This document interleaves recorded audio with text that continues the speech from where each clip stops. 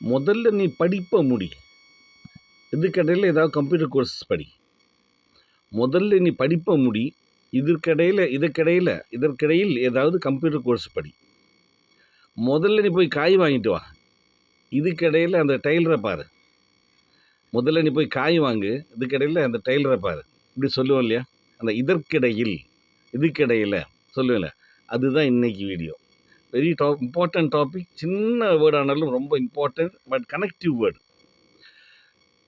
Welcome to my channel Tamil English James and I am James. எல்லோரும் புதுசாக பார்க்குற எல்லோரும் அந்த சப்ஸ்கிரைப் கொஞ்சம் ப்ரெஸ் பண்ணுங்களேன். ஃபேமிலி மெம்பர்ஸ் எல்லோரும் லைக் அமுங்க. உங்களோட சப்போர்ட் ரொம்ப வேல்யூபிள். ரொம்ப ஹாப்பியாக இருக்கேன். நிறைய பேர் நல்ல கமெண்ட்ஸ் சப்போர்ட் பண்ணி பேசுகிறீங்க.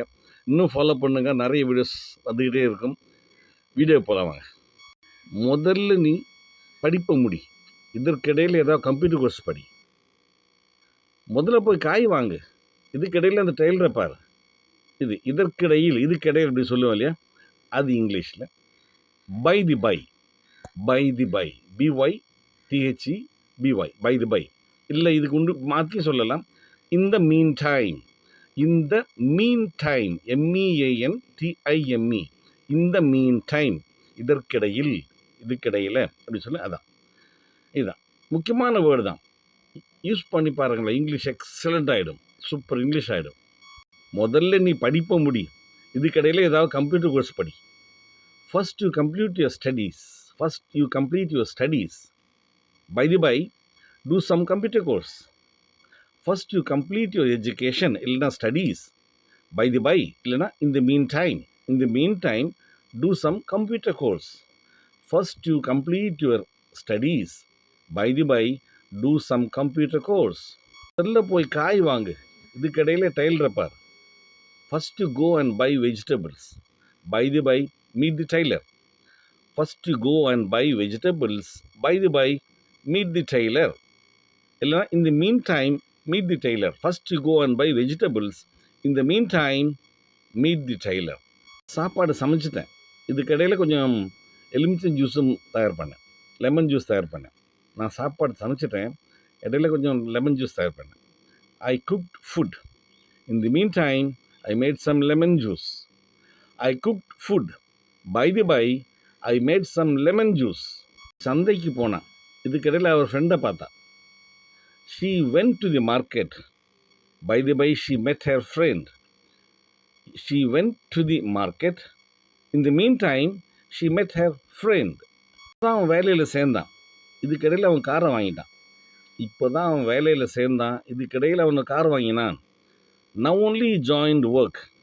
By the by, he bought a car. Now only he joined work. By the by, இல்லைனா in the meantime, he bought a car. Now only he joined work.